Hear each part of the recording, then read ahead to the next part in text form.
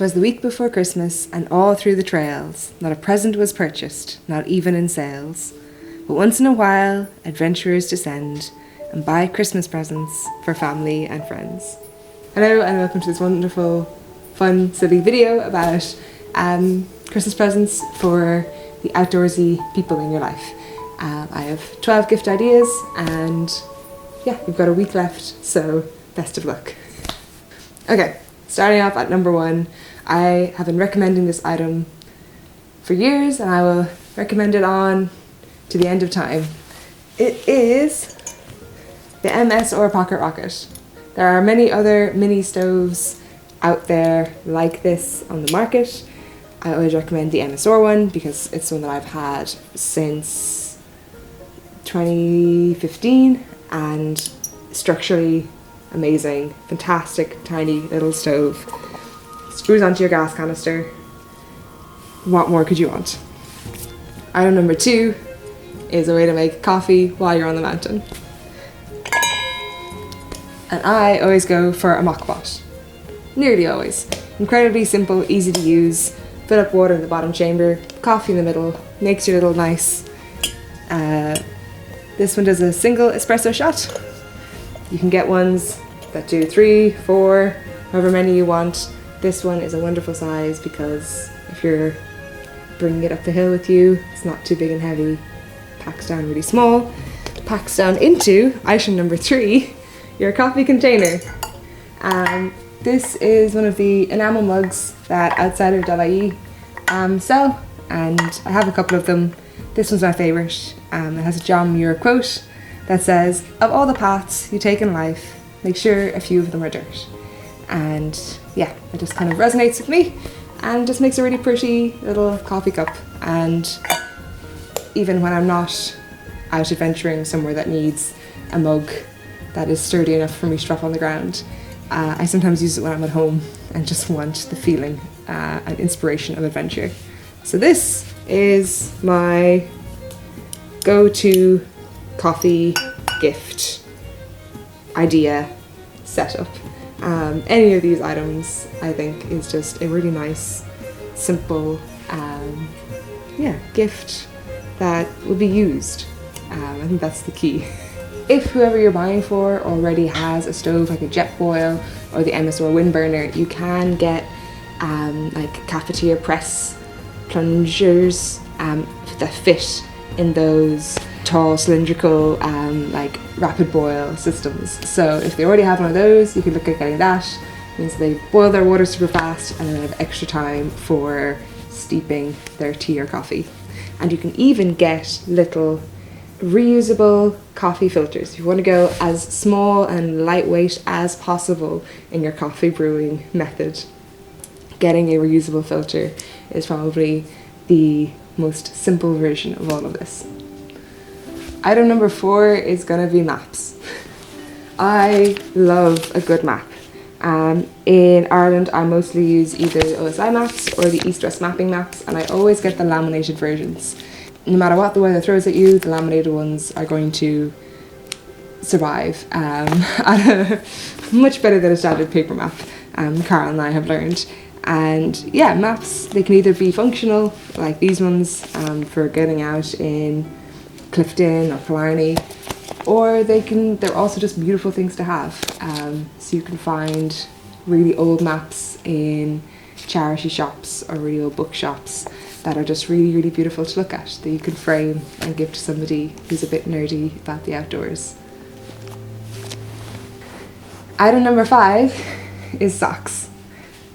There always used to be the joke that socks are a lazy Christmas present that you just give to your dad, and I swear if anybody ever gives me socks, I am delighted.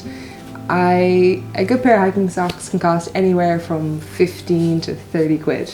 So I appreciate that money being spent on something that I'm going to use all the time, like all the time. My favourite brands include 1000 Mile, Bridgedale, Smartwool, Darn Tough.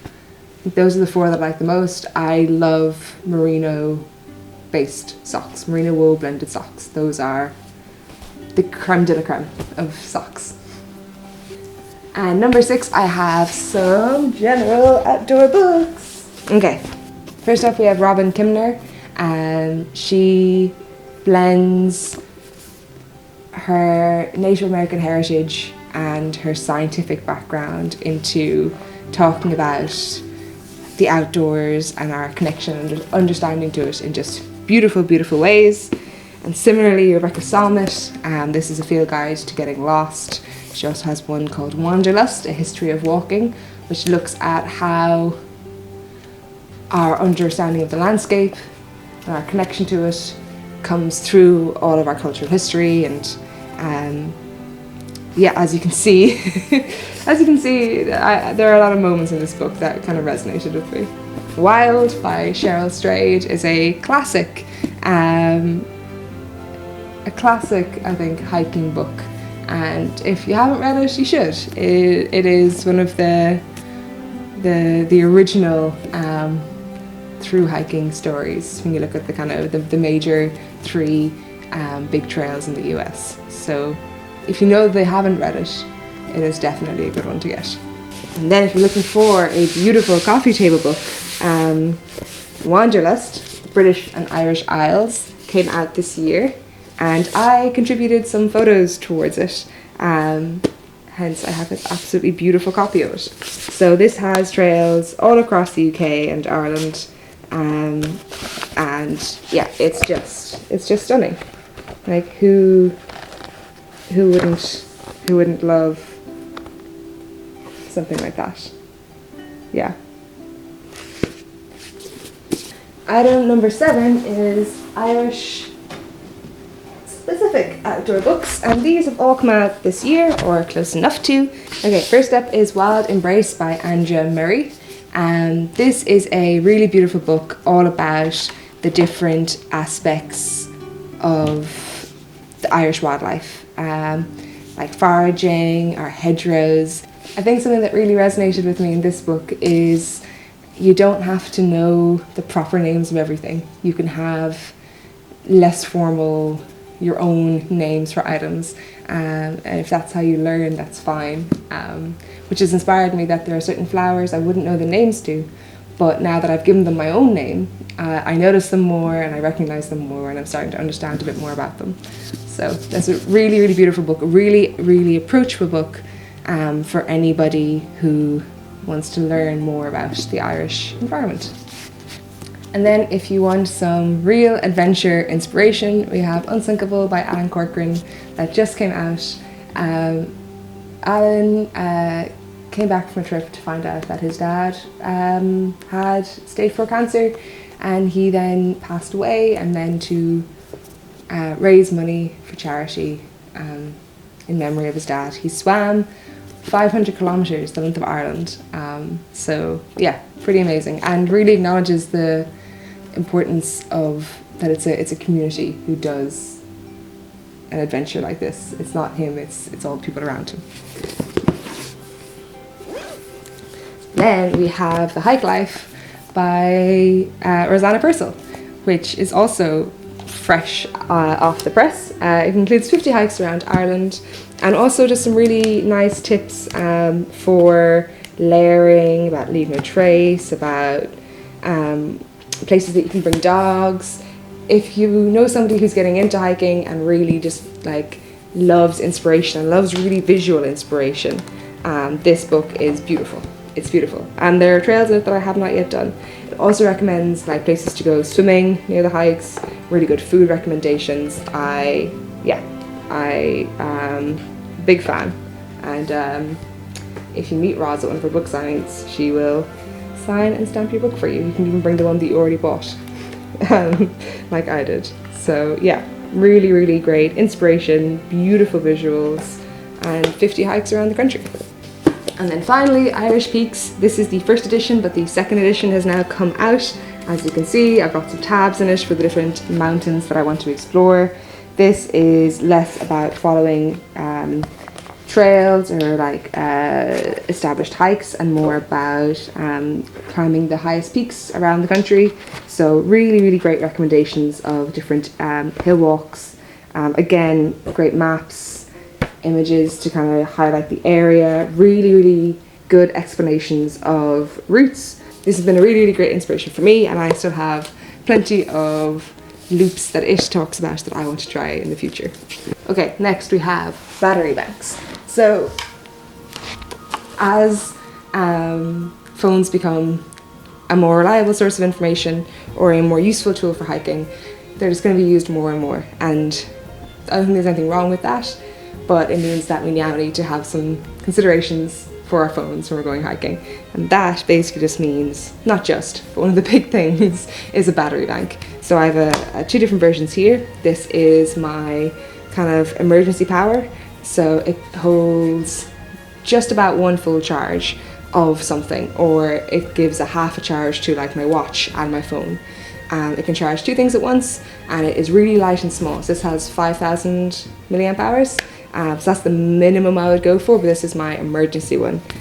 This Go Zero has 10,050, I think, milliamp hours, and 10,000 is really the level you want for like good power security.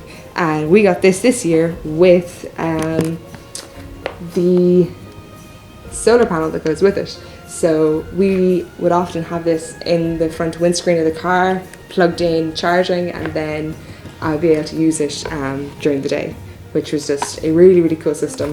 Unfortunately, this was the wettest, rainiest Irish summer on record, so I don't think I've used it to its full potential yet, but that just means I get to explore it on more trips. But yeah, getting somebody a good quality battery bank is just something that somebody might not invest in themselves, but is a really useful thing to have. And I guess speaking of useful, number 9 is a dry bag. Dry bags do what they say on the tin. It is a bag to keep things dry. They're like a big plastic case for you to put your stuff in, you roll it 3 times, you clip it closed, and everything inside is staying nice and dry.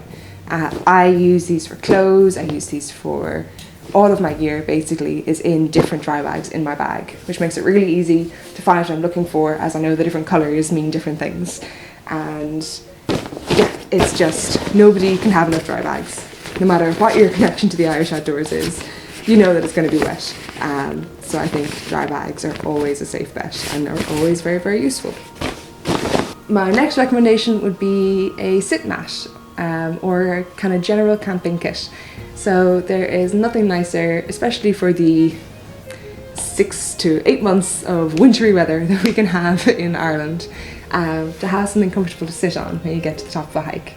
So a foldable sit mat is a really nice gift. I would highly recommend, as it is a kind of one of those luxury items. So again, something that you might want but isn't a need, so people sometimes hold off on getting one. If you're thinking about getting some fancier camping equipment, I will wholeheartedly recommend Thermarest, which are a sleeping mat brand, who have a factory down in Middleton in Cork. They produce really high quality sleeping mats, and actually, speaking of dry bags earlier, sleeping mat is in a dry bag to keep it dry. This is the mat that I sleep on when I go camping, so really small, really light, they can fold down, super easy, and I've had this since, again, 2015 maybe, and it isn't giving up anytime soon. So Thermarest sleeping mats are fantastic. Number 11 is a pro subscription to the Hiker app. Hiker is the Outdoor Maps app. How fast can you say that? Anyway, they have maps for all of Ireland for loads of different trails. They have vetted high quality trails, and they have community submitted trails. They have such a variety. With the pro subscription, you get downloadable maps and printable maps. You get live tracking, loads of extra features. So that can be a really nice kind of luxury gift for somebody for Christmas. And the final item, number 12, is prints or artworks of your local areas. I think that there are so many artists out there creating absolutely gorgeous artwork around the natural landscape that it can really be inspiring to have at home. So check out your local Christmas fairs or weekend farmers markets to see some local artists who have work for sale. A couple of people that I know who create really beautiful things is Lemolov by Claire Komsky, who's based out in Wexford.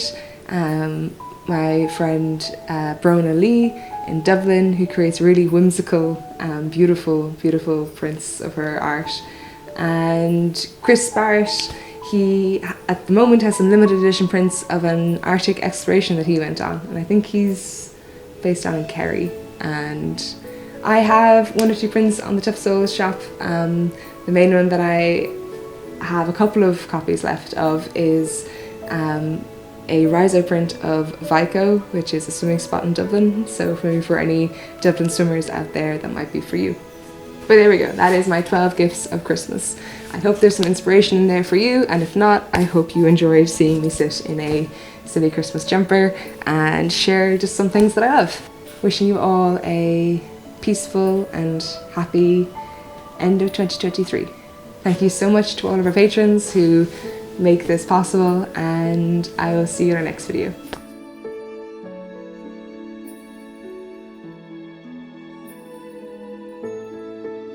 Yeah, so that is my 12 Christmas